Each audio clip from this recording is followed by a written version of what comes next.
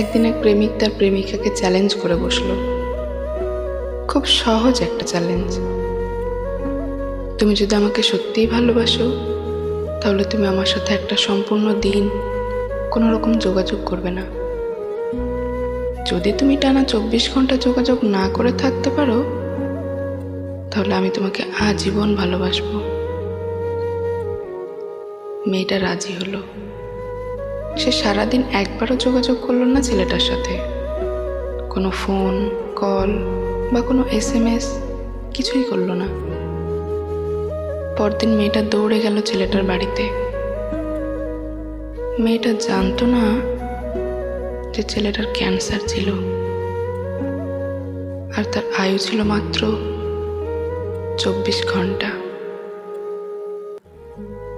মেয়েটার চোখ দিয়ে অঝোর ধারে অশ্রুজল পড়ল যখন সে দেখতে পেল ছেলেটা কফিনে শুয়ে আছে,